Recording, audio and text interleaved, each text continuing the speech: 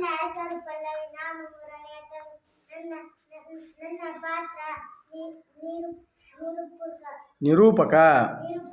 ನನ್ನ ಹೆಸರು ಮಧು. ನಾನು ಮೂರನೇ ತರಗತಿ. ನನ್ನ ಪಾತ್ರಕ್ಕಾಗಿ ನಾವು ಮಾಡುತ್ತಿರುವ ಕಥೆ ಬಾಯಾರಿದ ಕಾಗೆ. ಕಾಗೊಂದಕ್ಕೆ ನೀರಡಿಕೆ ಆಗಿತು. ಕಾವು ಕಾವು ಕಾವು ಕಾವು ಕಾವು ಕಾವು ಕಾವು ಕಾವು ಕಾಡಿನಲ್ಲಿ ನಾವು ಮೇಲಾಗಡೆ ಹೋಗಿದ್ದು. ಕಾವು ಕಾವು ಕಾವು ಕಾವು ರುಚಿಯಲ್ಲಿ ಅರ್ಧ ಕಾಡಿನಲ್ಲಿ ಅರ್ಧ ನೀರು ಇತ್ತು. ಕಾಗೆ ನೀರು ಕುಡಿಯಲು ನಿಂತಿತು. ಆದರೆ ನೀರು ನುಗ್ಗಲಿಲ್ಲ. ಸುತ್ತ ಮುತ್ತ ಕಾವು ಕಾವು ಕಾವು ಕಾವು ಕಾವು ನೋಡಿತು.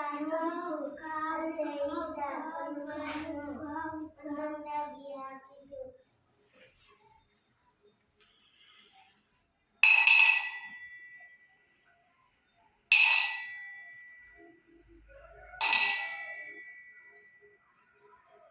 ಮತ್ತೆ ಕುಡಿಯಲು ನೋಡಿತು.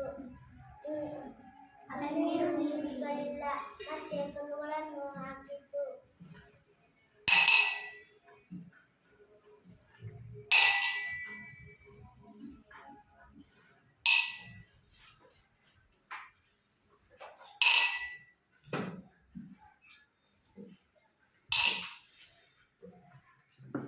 ಅಲ್ಲೇ ಎಲ್ಲ ಕಲ್ಲುಗಳನ್ನು ಹಾಕಿತು.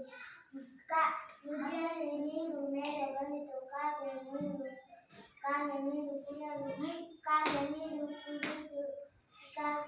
ಸಂತೋಷದಿಂದ ಕಾವು ಕಾವು